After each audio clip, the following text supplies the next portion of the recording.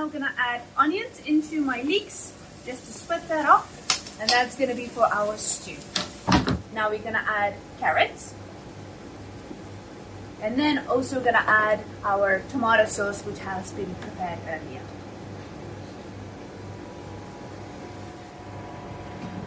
How long would you cook this for? I will start with 30 minutes and add extra liquid if needed.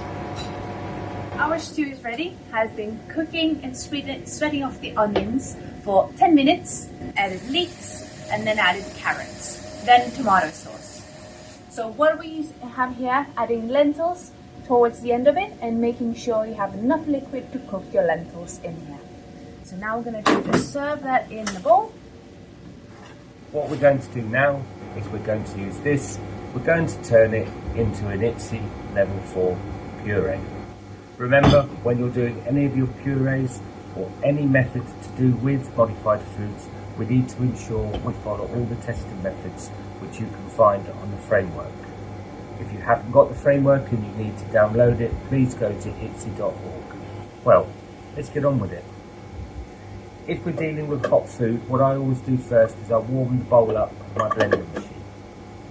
When you do this, you'll find that it will retain the heat of your dish that you're blending.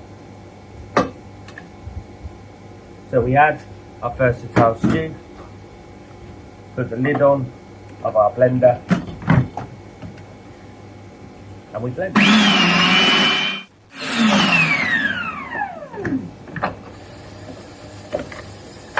Now, as you can see, my mix is quite wet.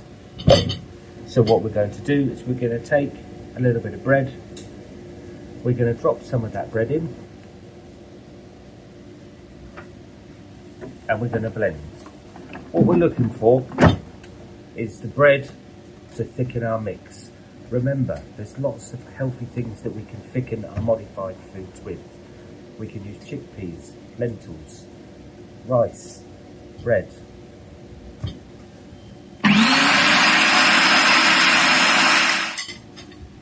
What we're going to do, we're going to run our fork through it. It's holding its own weight. We want to pick it up. We want it to form its mound.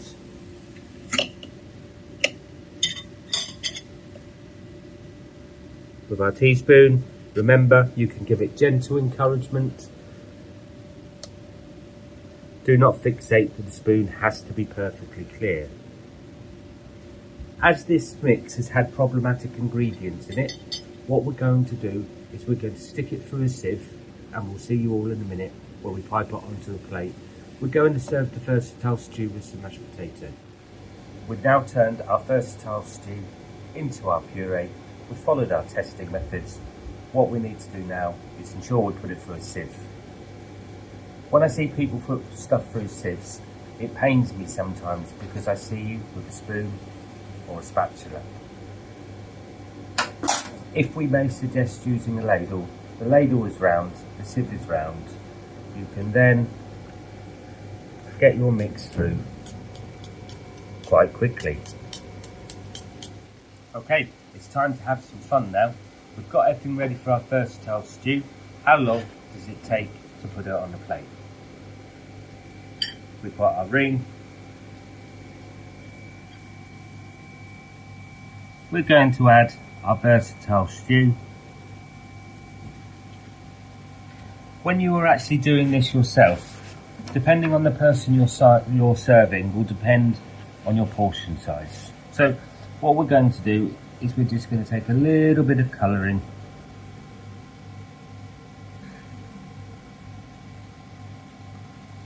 All this colouring is vegetarian gravy browning.